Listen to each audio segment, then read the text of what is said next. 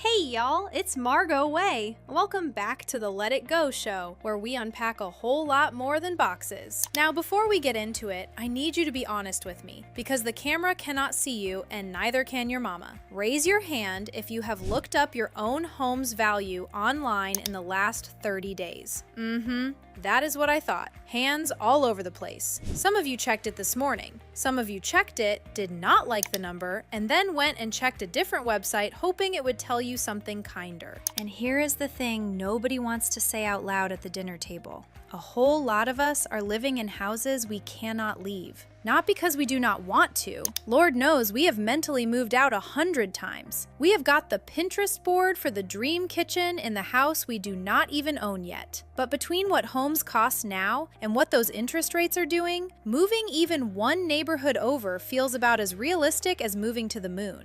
So we are stuck. And being stuck makes a person do one of two things. You either sit in it and stew, or you start rearranging the living room furniture at 11 o'clock at night like a woman possessed. I have done both. Some nights I have done both before midnight. But in all that rearranging, I learned something, and it is the whole reason we are here today. There is an old saying in the housing world, if you cannot move, you improve. And honey, right now that is not a cute little slogan on a sign. That is a way of life. So let me take you back about a year. My friend Renee calls me up and she is spiraling. Full kitchen floor spiral. You know the one I mean, where you slide down the front of the cabinet and just sit there on the tile because standing back up feels like more commitment than you have got in you. And I say, Renee, baby, talk to me. What is going on? And she says, Margo, we wanted to buy a bigger house. We have got a third baby on the way. My mama is about to move in with us, and we are already busting out of the walls we have got. But we ran the numbers, and we just cannot do it. We are trapped. Now here is what I want you to hear. Renee did not have a house problem. Renee had a life that was growing way faster than her square footage. A new baby, an aging mama who needs looking after, a husband who now works from home full-time and has taken over the dining room with 3 monitors and an office chair that costs more than my first car. Her life was expanding in every single direction. Her walls were not moving 1 inch. And that, y'all, is the most modern kind of stuck there is. So naturally, I went over there. And I am not going to lie to you. I went partly to support my dear friend, and partly because I am nosy, and I wanted to see it with my own 2 eyes. And the second I walked through that door, I understood the whole spiral.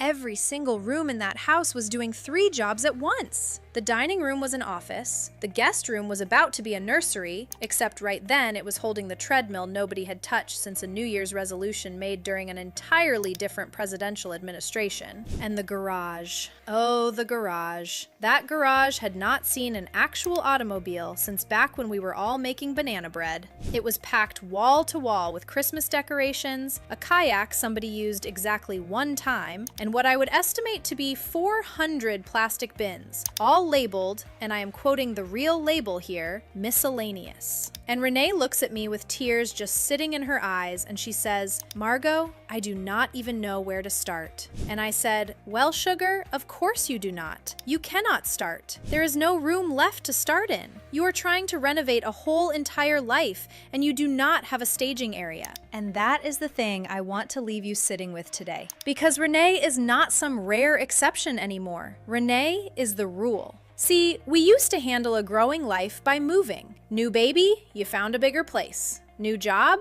new city, fresh chapter. Moving was the period at the end of one sentence and the capital letter at the start of the next one. It gave us closure. There was a truck, there were boxes, there was a sad little pizza you ate sitting on the floor of an empty room, crying just a little and feeling hopeful at the very same time. But most of us do not get that clean break right now. We are staying put. And so all of that life change, all of that transition, it is still happening to us. It is just happening inside the very same 4 walls. We are not moving through our chapters anymore. We are stacking them up on top of each other in the same room. And nobody warns you how heavy that gets to feeling. So hear me say this. You are not stuck. You are in transition. You just do not have a moving truck this time. So here is where we pause for today. If your house feels 2 sizes too small for the life you are actually living in it, know you have not failed at adulthood. You are just growing faster than your floor plan. We have all got that one room doing 3 jobs and that one garage holding hostages. And listen, growing is good. Messy, but good. You do not need a whole new house to feel like you can breathe again. Sometimes you just need a little room to set things down while you figure the rest out. So take a breath. You are not behind. You are becoming.